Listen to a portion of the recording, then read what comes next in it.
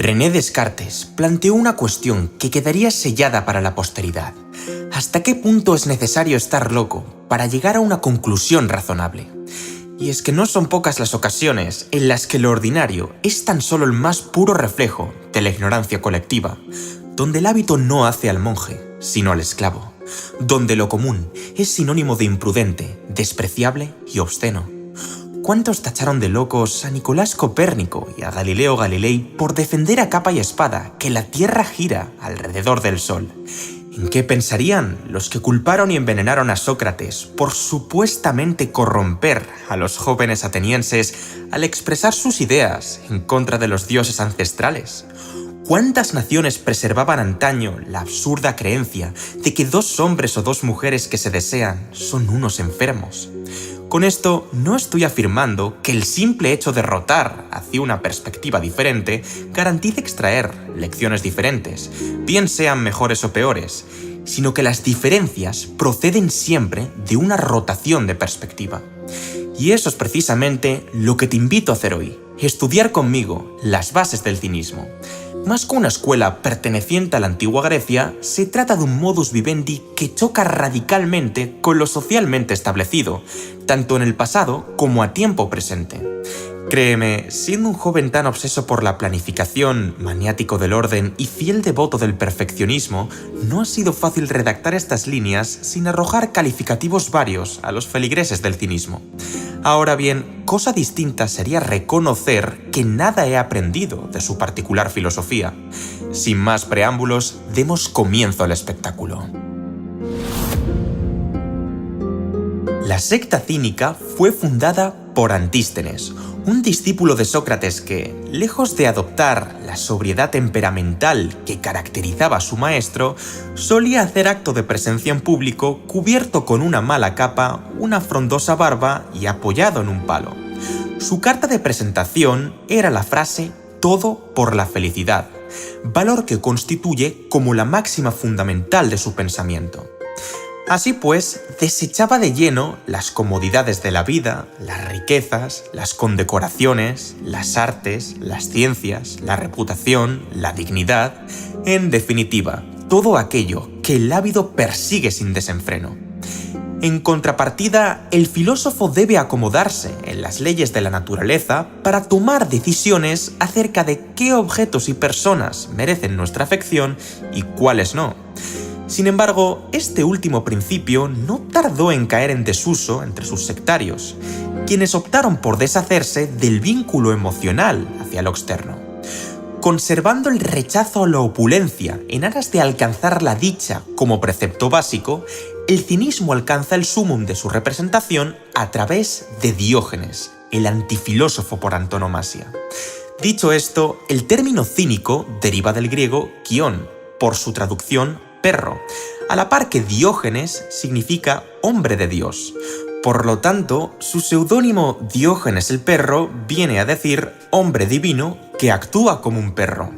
Ante todo, el nativo de Sinope desestimó por completo la necesidad de emplear sistemas éticos expansivos, confusiones académicas y tratados filosóficos indescifrables.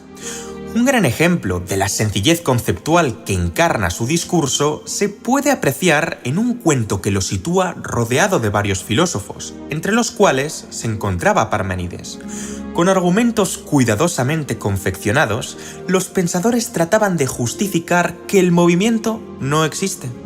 La reacción de Diógenes no fue otra que levantarse e irse del lugar, demostrando así que se equivocaban rotundamente sin ni siquiera abrir su boca. De aquí se puede extraer uno de los pilares esenciales del cinismo: la acción supera la palabra. Sin incurrir en especulaciones metafísicas y contemplaciones abstractas, el mensaje del cínico pretende redirigir la atención humana hacia el aquí y el ahora. Es posible que él sea, muy por encima del resto de pensadores de la época, la pura personificación del ideal griego, la filosofía como forma de vida, puesto que el proyecto de Diógenes se canonizó no con libros, sino acciones. He aquí la clave de su éxito. Su pensamiento era fácilmente accesible para las masas, razón por la cual este fue floreciendo paulatinamente en Grecia y Roma. Un detalle muy importante a tener en cuenta es que no debe entremezclarse el significado moderno de la palabra cinismo con la concepción helenística del mismo. Por un lado, un cínico moderno es generalmente un individuo que alberga una concepción negativa tanto de la existencia humana como del sapiens per se. Por otro lado, el cínico antiguo se limita a criticar a la humanidad como conjunto, mostrando una firme tendencia hacia la vanidad, la ignorancia o la obediencia ciega.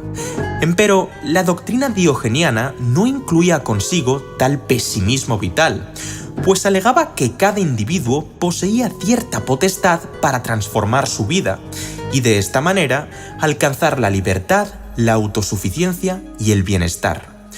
Una vez, cuando alguien le mencionó a Diógenes que la vida misma era una maldición, el maestro le corrigió diciendo: el mal no reside en la vida en sí, sino en vivir una mala vida. Por ello, al ver cómo un banquero estaba siendo calzado por su respectivo criado, manifestó: no serás enteramente feliz hasta que tu sirviente te suene también las narices, cosa que ocurrirá cuando hayas olvidado el uso de tus manos. En relación con este aspecto, cabe preguntarse: ¿cómo era exactamente un día normal en la vida del perro?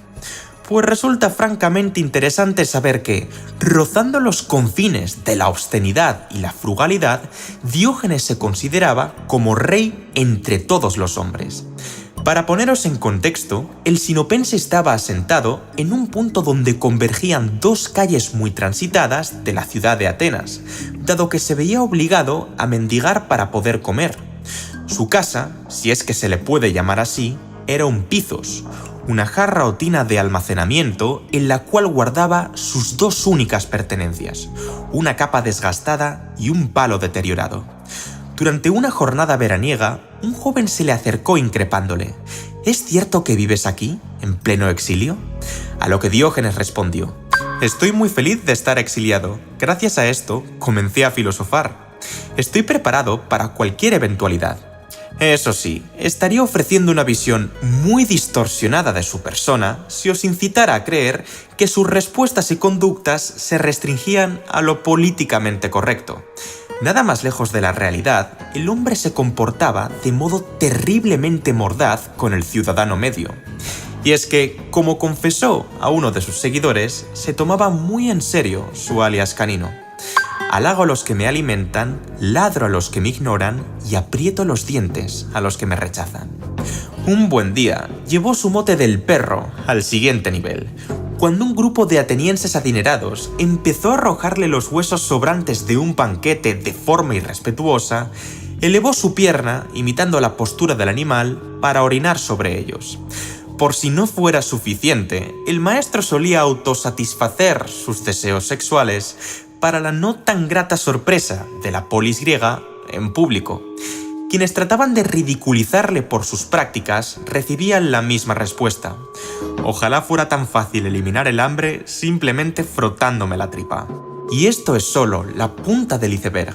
Echaba pestes de la escuela de Euclides, se refería a los diálogos platónicos como una pérdida de tiempo, calificaba los juegos atléticos como un espectáculo para estúpidos y dionisíacos, y consideraba a los senadores como esclavos del populacho. Solía atestiguar también que, cuando observaba a pilotos, médicos y filósofos, cabría admitir que el hombre era el más inteligente de los animales, pero rectificaba rápidamente al ver a la muchedumbre, y peor aún, a los adivinos y políticos. Asimismo, se extrañaba de que los gramáticos se ocuparan con tanto recelo de los males de Ulises, despreocupándose a su vez de los suyos propios, de que los músicos afinaran las cuerdas de sus liras mientras descuidaban la armonía de sus disposiciones anímicas, de que los matemáticos se dieran a observar el sol y los astros, pero desatendieran los asuntos de aquí, de que los oradores elogiaran la justicia sin jamás practicarla, o de que, por último, los codiciosos despreciaran el dinero y al mismo tiempo se obsesionaran por él sin medida. Según el maestro, este es el mayor pecado del pueblo: tachar al rico de avaro, egoísta y vil, cuando ellos, envidiosos e hipócritas, son los primeros que desearían estar en su piel. Critican al pudiente, pero luego rinden culto a las riquezas y viven bajo los estándares de una doble moral inherente a la civilización. Una mujer que se plantó delante del barril de Diógenes para darle un poco de alimento le comentó: «Me dijeron que debiste haber salido de tu casa porque falsificaste dinero».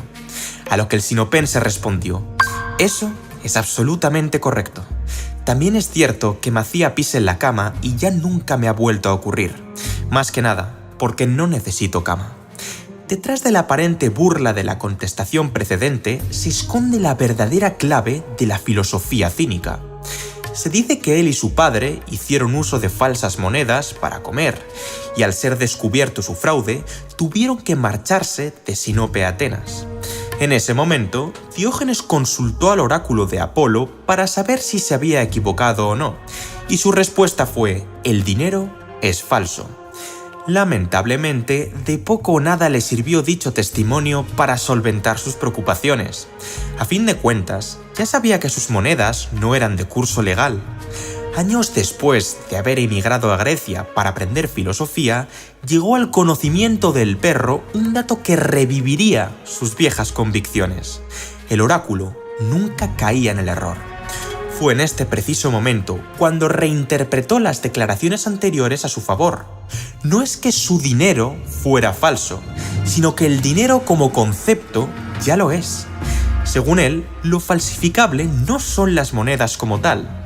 Más bien son las creencias colectivas, convenciones sociales y valores comunes imperantes en el hombre, repleto de honores, poderes, riquezas, comodidades, conocimientos y placeres varios que hacen de él un animal corrupto, ególatra y repulsivo.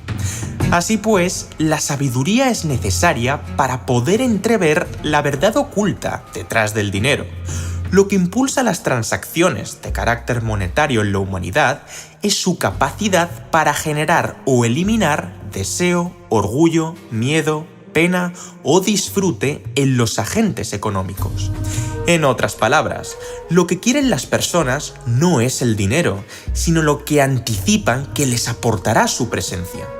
Colocándose en tercera persona para evaluar la situación, Diógenes se dio cuenta de que, aunque el dinero circule de unas manos a otras y parece que beneficia únicamente a quienes más lo acumulan, tan solo consiste en una ilusión temporal, un barco sin veleta, un espejismo fugaz que, tarde o temprano, acabará desembocando en más sufrimiento en sus vidas. Según él, los objetos de alto valor tenían un bajo precio, o directamente eran gratuitos, y a la inversa, las cosas que menos valían costaban mucho más de lo que debían. Díganme, ¿por qué una estatua llega a alcanzar los 3.000 dracmas al tiempo que un kénice de harina se vende a 2 ochavos? Poniendo sus ideas en práctica, el rey cínico se propuso tirar todo cuanto estuviera en su posesión y fuera perfectamente prescindible. Observando cierta vez a un niño que bebía con sus propias manos, arrojó el cuenco que llevaba en su alforja, enunciando: «Un niño me ha superado en sencillez». Acto seguido, se deshizo de su escudilla cuando vio que otro crío recogía sus lentejas y las guardaba en la cavidad de un trozo de pan al romperse su plato. En lo que respecta a este principio, repitió una y mil veces a sus discípulos: «Que nadie os nuble con el discurso de que más es mejor». Esclavizados por su propia ignorancia y moldeando ciegamente al mismo rebaño del que forman parte, los ciudadanos viven atrapados en un busca y captura que jamás alcanzará su final. Aun en toda su escasez material, el maestro logró escapar de dicho estilo de vida desde el instante en el que se percató de la trampa que encierra. En soledad, se regocijaba de su sencillez, vivía en plena libertad y se las ingeniaba para sobrevivir en improvisación. Y es que, entre sus numerosos adagios, ha de destacarse su visión pro natura del hombre, acorde a la cual el ser humano es bueno y virtuoso por naturaleza hasta su socialización, un proceso mediante el cual el individuo interioriza, en contra de su voluntad, un conjunto de normas, valores y costumbres que depravan su bienestar. Dichas restricciones sociales de carácter artificial son fuerzas conformistas que convierten a personas potencialmente energéticas e independientes en ovejas que obedecen órdenes que ni siquiera comprenden.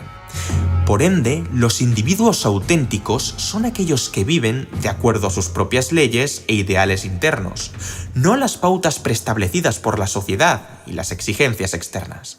En efecto, antes de que lo verbalices en la caja de comentarios, estas últimas líneas gritan Nietzsche allá donde fueren escuchadas. De hecho, el autor reconoció, eso sí, con cierto toque humorístico, que la filosofía del sinopense constituyó uno de los puntos de partida de su pensamiento. En una de las anécdotas más prominentes del perro, se le describe entrando en el mercado ateniense a plena luz del día con una linterna, mientras vociferaba: «Estoy buscando un hombre». Desgraciadamente, nunca halló lo que estaba buscando, es decir, personas autosuficientes, liberadas y bollantes. En su lugar, lo único que vio en la plaza fue el prototipo de decadencia moral, necedad intelectual, sumisión de autoridad y cobardía espiritual que tanto profanó.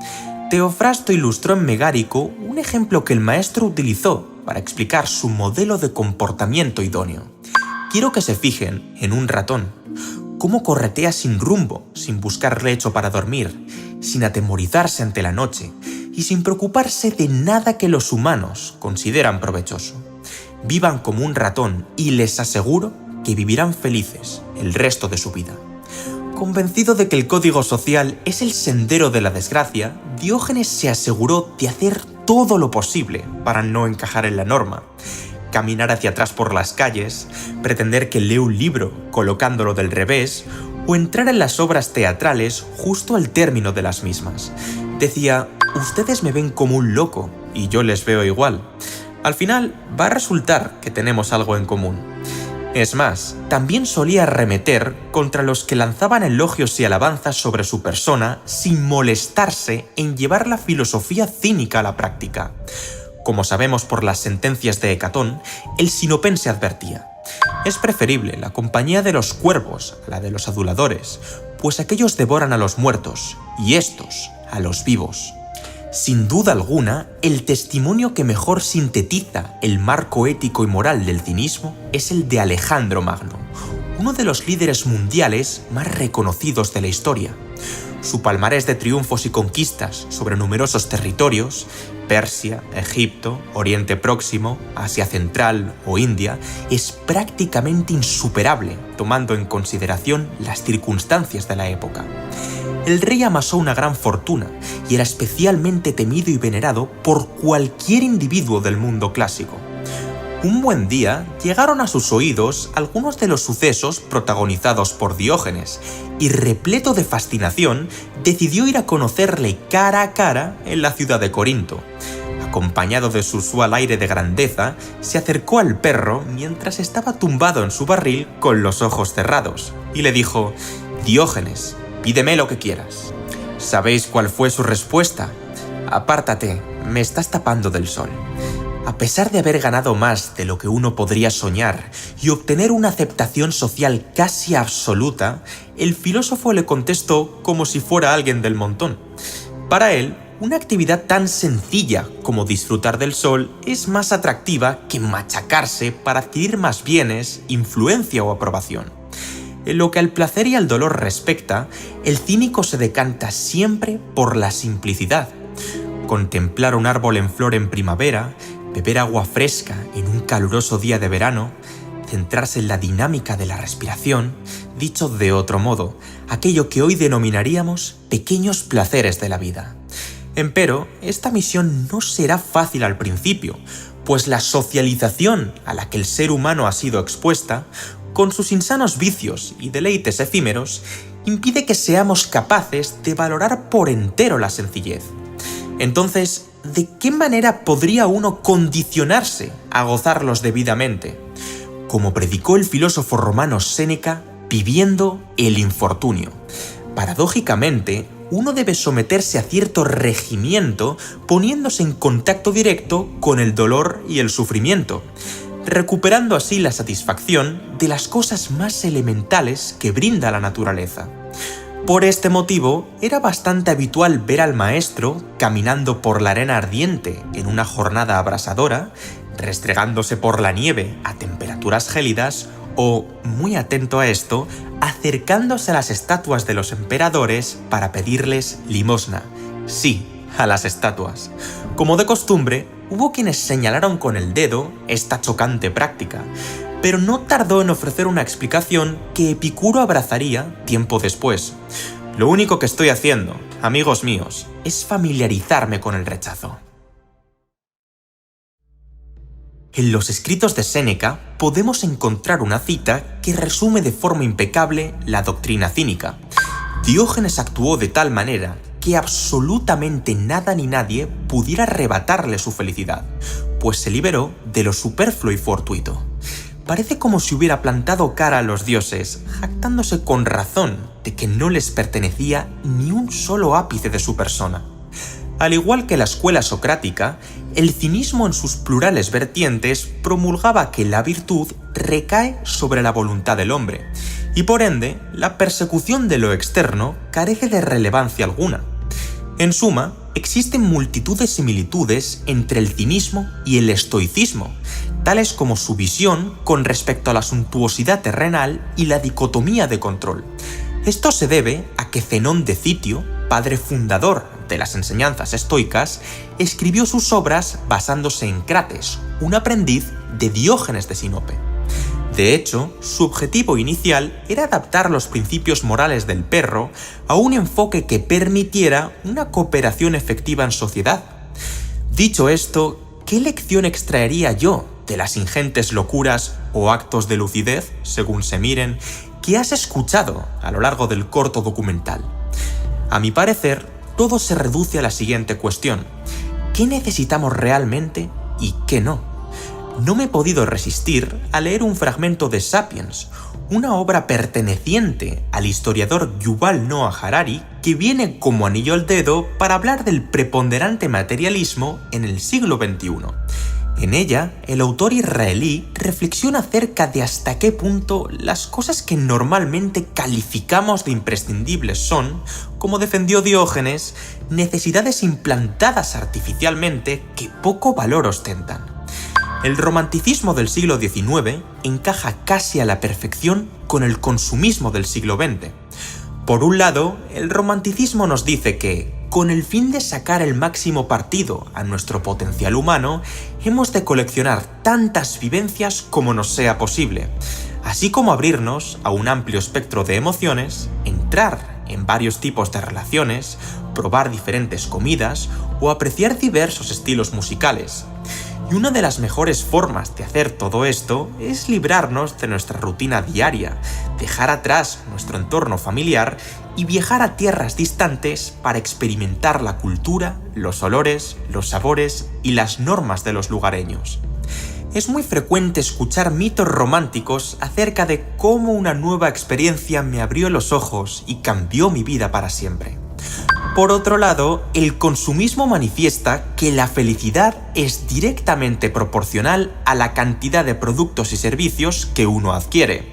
Ergo, si sentimos que nos falta algo o que nuestra situación personal no marcha bien, entonces es muy probable que necesitemos comprar un producto, véase, un automóvil, nuevos vestidos o comida ecológica, o un servicio, verbigracia, asesoría legal, terapia relacional o clases de yoga. Cada anuncio de televisión es la representación de un bien o prestación económica que hará nuestra vida mejor. Dicho esto, la razón por la cual el romanticismo casa tan bien con el consumismo es la creación de un complejo mercado de experiencias sumamente atractivo para el público. Pongamos como ejemplo la industria del turismo. El núcleo de su actividad no lo forman únicamente los billetes de avión o las reservas en hoteles, sino que también contribuyen las experiencias vividas. ¿En qué pensaría un millonario que quiere salvar su relación de pareja? Tal vez opte por unas caras vacaciones en París con su esposa. Este viaje no es reflejo de un deseo innato por su parte, sino de la ardiente creencia en los mitos del consumismo romántico. Probablemente, a un pudiente escriba del antiguo Egipto no se le habría pasado jamás por la cabeza resolver una crisis matrimonial llevándose a su mujer de vacaciones a Babilonia. En lugar de eso, quizás habría preferido construirle la suntuosa tumba con la que ella siempre había soñado. Como la élite del antiguo Egipto, la mayoría de las personas dedican su vida a construir pirámides, solo que los nombres, formas y tamaños de estas cambian de una cultura a otra. Puede que se trate de un chalet en una urbanización con piscina o de un flamante ático con unas vistas envidiables. Sin embargo, son muy pocos los que cuestionan el origen de las estructuras conceptuales que nos conducen a desear la pirámide en primera instancia. Aunque discrepe con algunos aspectos del texto, creo que se trata de una referencia muy ilustrativa, ya que remarca el hecho de que, al menos, una parte de nuestras proyecciones acerca del bienestar están determinadas por el mito romántico consumista. Si bien no me atrevo a ratificar hasta qué punto define la conducta de un individuo concreto, sí detecto ciertas tendencias poblacionalmente hablando. Con todo, la disyuntiva con la que querría finalizar mi discurso es la siguiente. ¿Cuál es la fracción de recursos materiales y deseos sensibles de la que podría prescindir para aumentar mi satisfacción? ¿Qué necesitamos realmente y qué no? Amigos, no se trata de convertirse en un ermitaño diogeniano o en Robinson Crusoe a tiempo completo, pero sí recomiendo imitar el ejemplo de los maestros de canto coral, quienes exageran la nota para que sus alumnos den en el tono justo. Este fue quizás el propósito de Diógenes, llevar las cosas al extremo para que nosotros nos quedemos con algo. A fin de cuentas, si de algo sirve la locura, es para eso, redefinir el espectro de la normalidad.